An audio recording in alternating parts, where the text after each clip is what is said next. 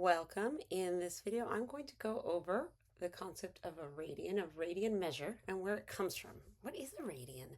The definitions are always so, confusing in a way. They don't make clear sense until you see it, at least for me. So let's start with this circle of radius 1 here, and then I'm going to move on to the circle of radius 2, then the circle of radius 3.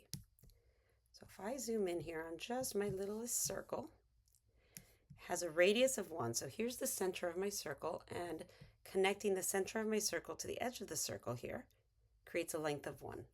Well, I want to create an arc right along where my mouse is following the mouse, and I want it to have the same length as the radius. So I want it to be of length 1. That's right here. So in purple, I have this arc of length 1. Well, now I'm going to connect the center of my circle to the end of this length. That also has a length of 1 because, again, if you start at the center of a circle and connect a line to the edge of the circle, you'll get the length of the radius every time. So I'm curious as to what angle this makes. And here we go. I have an angle of 57.3 degrees. That's really interesting. And I want to do this again with my circle of radius 2. So here's my circle of radius 2, and I'm going to leave the circle of radius 1 on the screen as well, just so we can have them both in front of us. And so there's my radius of length 2. I want to create another arc along the circumference here of length 2. So the length is equal to the radius of this circle. Oh, I don't have enough space to show that. You know what? Let me just move this label. There we go. So that length is also 2. So this radius is length 2.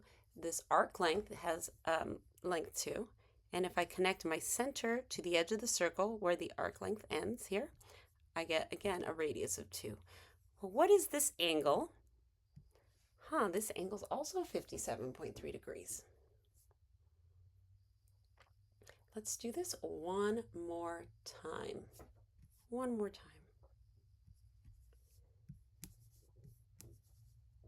And so as you can see now, oops, there we are.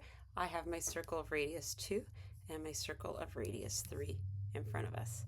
Here is my arc that also has a length of 3. So this arc here has a length of 3 that's equal to this radius. And I'm going to, again, connect this center to this edge here.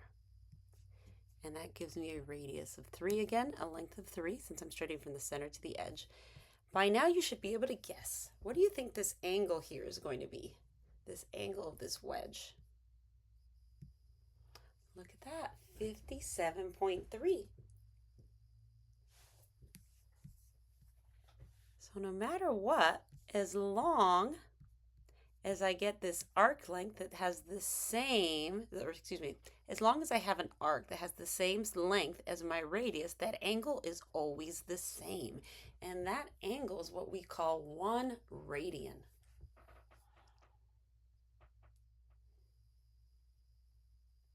And the beautiful thing is, this tells us that radians aren't just some arbitrarily chosen measurement. They're born in geometry.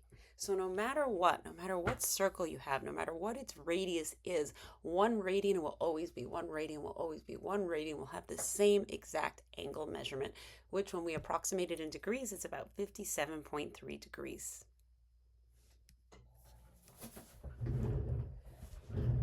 Before I end this video, I want to just really make one additional point, and that is, remember that the circumference of this circle of radius 1 is 2 pi.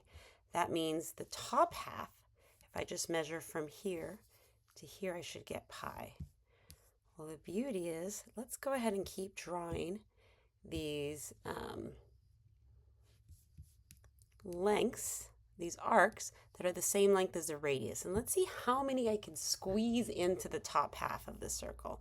Well, there's one more, and there's that wedge. Those wedges are the same size, that same angle there, 57.3 degrees. Here's another one, and there's that wedge of the same angle. And notice that on the top half of this circle, I can't quite fit one more in. So if you had to guess, what would this measure, this little piece here of arc length?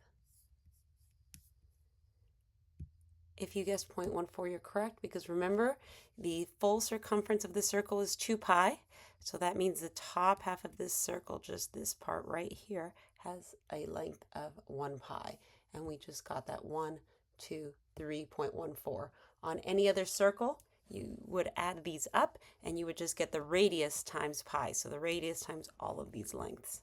I hope you take something with you from this video about how universal radians are, how they're born in geometry. They're not just some created arbitrary measurements. No matter what the radius of your circle is, 1 radian will always be about 57.3 degrees, and it is obtained by taking an arc length that's the same size as the radius, creating this little line segment here, and measuring this angle to get those 57.3 degrees, which I have here. Again, I hope you learned something. Keep calm and math on.